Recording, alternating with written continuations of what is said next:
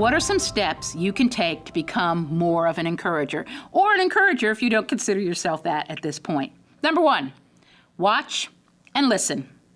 Pay attention to those around you. You know, Jesus really paid attention to people.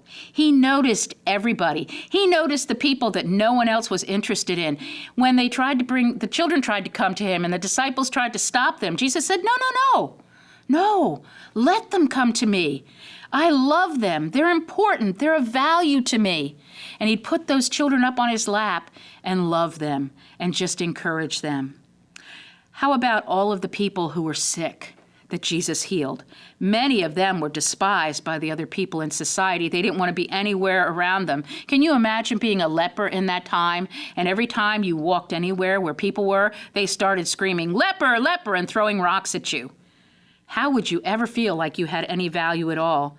But Jesus instead would go up to sick people and he would put his hands on them.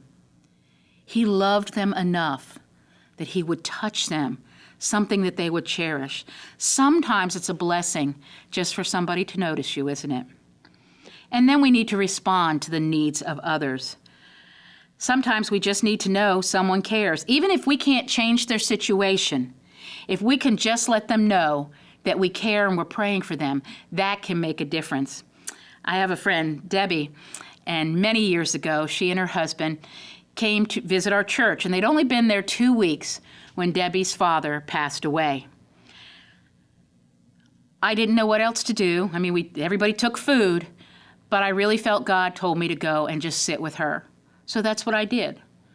The day after her father died, I went to the house, and she and I just sat on her sofa, and she told me all about her father, and we cried together, and it was just the gift of presence.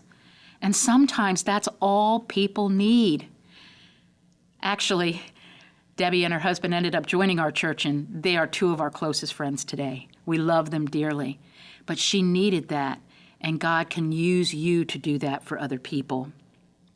Then we want to give encouragement with sensitivity. You have to be sensitive to the situations that people find themselves in. Sometimes they're really rough. And be careful with their private information. Don't share what they shared with you with other people. You know, a lot of gossip is shared in the guise of prayer requests. So be really careful and make sure that you're trustworthy when people share things with you. And then call no person hopeless. Each time you believe in a person, it can change the course of their lives.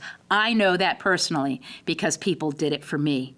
And I've seen it in the lives of many children over the years. Just someone who isn't going to judge them and label them as a failure. How many children do we have come to our schools with dismal files in which all they talk about is their limitations? We need to help these children to learn to believe in God, and that God is bigger than any professional. God is bigger than any diagnosis that someone has given them, and God can do the impossible. God can do anything he chooses. Then we want to look for other people's strengths. If we look for each other's strengths and talents, we will enjoy each other more and will build each other up. Don't dwell on their weaknesses or their limitations, but focus on their good qualities. If we look for the best in people and the best in every situation, we can always find something positive. Now, how many of you have ever read the book Pollyanna? I love the book. It's just a sweet book. And in it, Pollyanna is a little girl whose parents are missionaries. And every year, when the missionary barrel arrives, she is so excited because that's the only time they get anything new. And so she was waiting, hoping that the missionary barrel would have a pair of shoes that would fit her because she needed new shoes. Well, the barrel arrives, and she and her daddy start taking the things out of the barrel, and they get all the way to the bottom of the barrel, and there aren't any shoes, and the last thing in there is a pair of crutches. And Pollyanna is so disappointed. She goes, "Who in the world would put a pair of crutches in a barrel? How can we be thankful for those crutches?" And her daddy said, "We can be thankful we don't have to use them. God has made us healthy." Wasn't he a great balcony person to his little girl? Just encouraging that in any situation, you can find the good. And then balcony people seize opportunities to encourage others.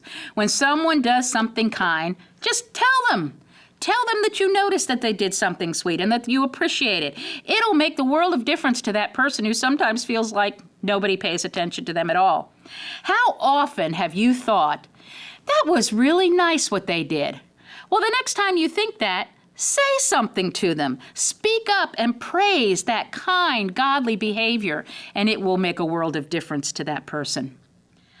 Being a balcony person is something that's caught and taught. If we want our children to be encouragers, if we want them to be less negative, we need to make sure that we give them that example because they will learn it from us. Someone must nurture us, and thereby we learn to love and nurture others. It is something we have to learn. And this is an important gift we can give our students, that they can learn to pass on to other people, to each other, to their families, and to all the people they come in contact with in their lives.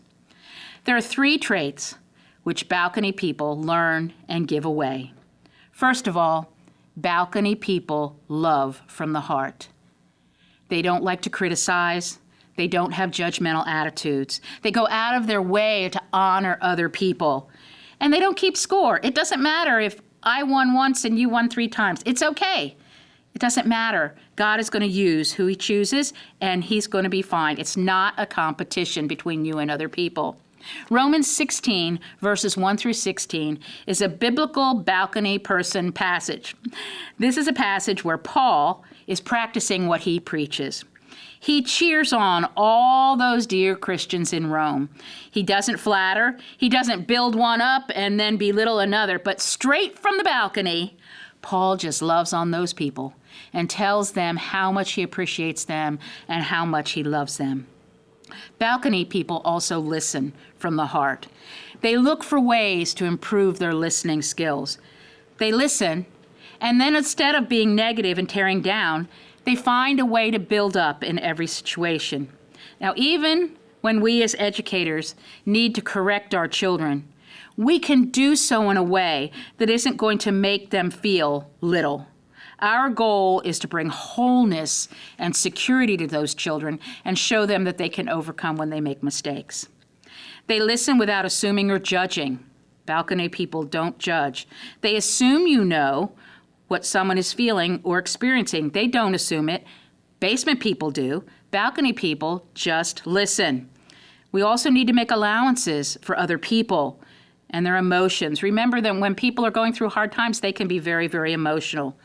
Balcony people know how to hear between the lines, because many times emotions speak louder than words, and we need to pay attention to those emotions. Ephesians 4:2 says, with all lowliness and meekness, with long suffering, forbearing one another in love. And then thirdly, balcony people care from the heart. They bear one another's burdens. I had a wonderful experience with this in my life from virtual strangers. In July of 2012, my husband and I were running a training session, an administrator's training, and in the middle of the week on Wednesday, a phone call came to my husband, and he took it, and they told us that my beloved mother had died. And I broke down into tears, and I was just so distraught because my mother was my best friend. I loved her dearly. And I left the room to try to compose myself, and my husband shared with the training guests what had happened. And when I walked back into the room, those training guests all stood up and made a circle around me and started praying for me and for my family. I can't begin to tell you what that meant to me. They truly were balcony people to me. Balcony people know that God calls us to help others. So remember, when you have an opportunity to help someone, don't be a Pharisee, be a good Samaritan. Step out and do what you can do. And balcony people know that our care for others truly is the measure of greatness in our lives, because that's what Jesus did. He cared for people. So being a true balcony person is one of the greatest gifts we can give to our students, our fellow staff, our families, our friends, and anyone we meet in life. Every day we should go out of our way to encourage them. How?